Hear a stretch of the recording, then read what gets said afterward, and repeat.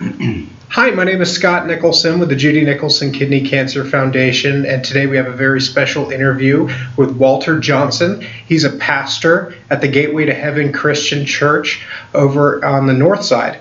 So, Walter, thank you for joining me today. Glad to be here, Scott. Could you tell me a little bit about when you were diagnosed with kidney cancer? 2008, I went into my primary care for routine checkup. And they did some x-rays. Let's see, I'm almost 70 now, so that would put me at about 58, right around 58, 59. So it was time to get some things checked out. And he noticed a spot on my kidney. So he sent me to a urologist, Dr. Kazarian. I think we've talked about Dr. Kazarian. Yeah, the Dr. Kazarian Jr. specializes in kidney cancer. Exactly. And his father saved my mother's life several times when she had kidney problems as well, all throughout the 90s. So it's a small world. So they sent me to over to Memorial Hospital to get a full x-ray of my midsection with contrast. And they noticed something on both kidneys. I had a mass on both kidneys. I felt fine, no problem at all, no problems with kidney function or anything. So after it was fully diagnosed, it was revealed that it was cancerous. What stage do you think did very early? Very early, thank goodness. And it was just a routine checkup. Routine check. Had I waited, who knows what stage it would have been in later on. You hear that so much that people don't go into their routine checkups, and then that really is one of the only ways to detect it, because you don't have any symptoms until it's too late. And it's not in a blood test or even a urine test, so you can't really tell. So they plotted a course of action. They were going to try to save both kidneys, was the ultimate goal, if possible. The mass on one kidney was located in a place where they had to operate. They did operate successfully, removed the mass, and the kidney works fine today. On the other kidney, the mass was higher up on the kidney, so they were able to laser it. They didn't have to cut, but they did the laser procedure, which, by the way, hurt more than the regular surgery. I said, oh my goodness. But they successfully eradicated the mass, and then I went through about 6 months of observation, and they did not recommend chemotherapy. They had gotten it all, just keep a check on it, and to this day I'm fine, and of course I get the regular checkups. That's fantastic. So what was the thought process and the feelings that you felt when you were first diagnosed?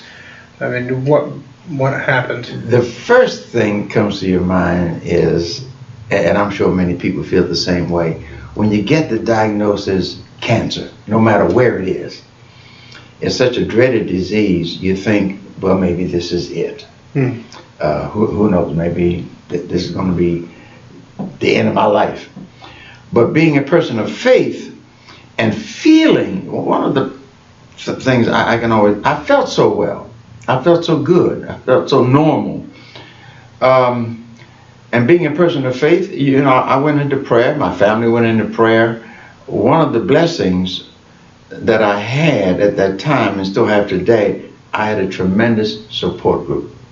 Family, friends, parishioners at the church, people just surrounded me with prayer and words of encouragement. So I think that helped me over the hump.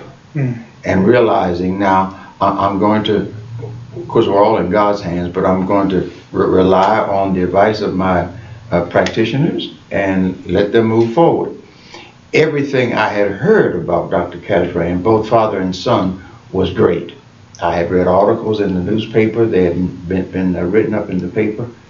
And I had complete confidence in their decisions, and I was going to follow their directions. So what is it that you feel people who may have just been diagnosed, or people who are struggling with kidney cancer, what is it they should know? Well, one thing they must do is talk. You have to get it out. You can't keep it inside, because stress can cause other physical and mental and emotional problems. Talk to someone. Fortunately, we have at Judy Nicholson Foundation a support group, and there's a Facebook group. There are people out there who've been through this, probably going through a lot more than many of you may be going through right now, that can support you and give you advice on how to handle each day. So talk about it, I would say, would be the first thing to do. Read everything you can about your particular situation. If it's kidney cancer, read everything you can about kidney cancer. There's a lot of information out there. Online, you can sit at home, pull up your computer, Google kidney cancer, all kinds of articles. I think you need to educate yourself on kidney cancer, what it is, and what it can happen, and what you need to do moving forward, with the advice of your doctor, of course. That's good advice. Though I would caution, just if you are going to be Googling kidney cancer, there is a lot of information online, but if you're not careful, you can find yourself coming across articles that are 10 years old, and it's on old data. And so what I would recommend is visiting smartpatients.com. Smartpatients.com is an amazing online forum for people who, it's not just involved with kidney cancer, but they do have the great kidney cancer support forum there. But people who have been diagnosed with all types of diseases can go there and talk with other people who have been diagnosed with the same conditions. And so it's a great place for you to have conversations with people who are going through the same experiences that you are. Now, Scott, I will say this. As I look back on it after going through it, prior to my diagnosis, I was not a heavy water drinker. No. I probably drank more sodas than I drank water, and tea and has coffee. A huge effect on your kidneys. I think that has been part of my survival and why I'm doing so well. I do drink a lot more water now, and it keeps the kidneys functioning properly, that type of thing. But make whatever necessary dietary changes that you need to make. Eat healthier, get more rest, drink plenty of water, exercise. I exercise regularly. Things like that have an effect on the whole body, and even those of us that have kidney cancer. Physical and mental health. Yes, absolutely. So, was there any food changes you had to make when you've always been sort of healthy when it comes to food? It was pretty much so. Yeah. I've never had a problem with certain foods, but I do eat more green vegetables now, that type thing. But no, I'm okay as far as food intake. I think the key is water. And how often do you have to go back for checkups? I'm on a 2-year scan now. So I just had one last February, just a little over a year ago. Everything was fine. I'll probably do it later on this year. Go back to my primary care and get another scan, because I turned 70 in April. So I am blessed, and I know how blessed I am. Amen. So what was your recovery process for when you said the first one was cut out and the second one was lasered out? Right. What was was there a difference in the recovery process? Yes. The first one, as I mentioned, was regular surgery, and the recovery time was about 90 days. He healed up well. I was fairly active again, and then that was in August of that year of 08, and then around the end of October we went and did the other one. Gotcha. Now that recovery was a little bit longer.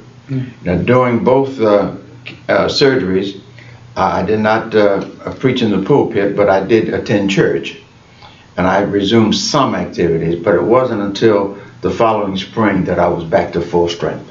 Gotcha.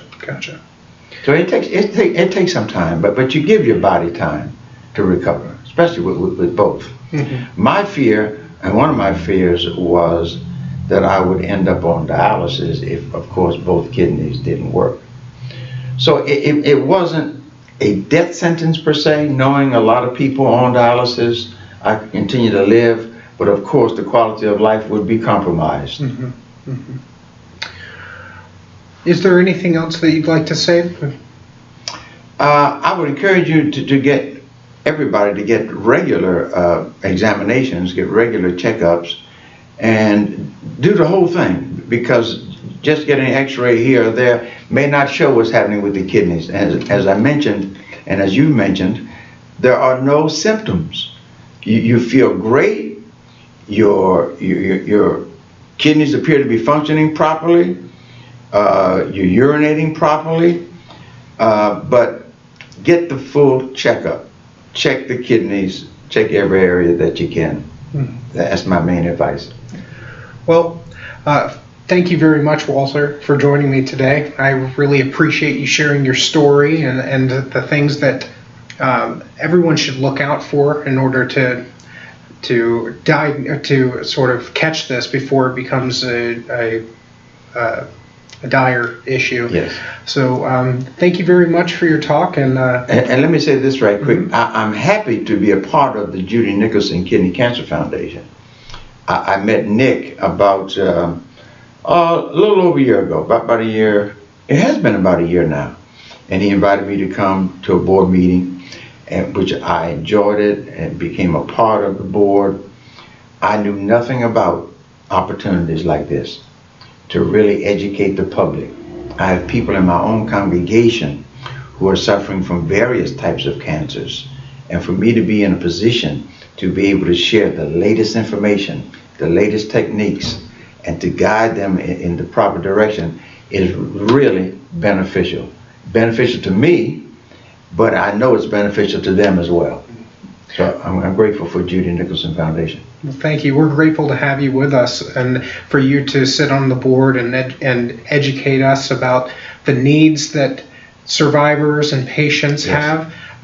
It's just a very great thing. And Thank you for having me. Anyone who's watching online, if you're on YouTube or if you're on Facebook, please give us a like. It really does help us grow the channel and and allow us to reach more people. We do have a Facebook support group as well for patients to share just common ailments and ask questions about different types of clinical trials or treatments that they're taking. So it's a great place for you to communicate, as well as smartpatients.com. So thanks again, Walter. Thank you for having me, Scott. Look forward to talking with you again soon. Thank you. God bless you.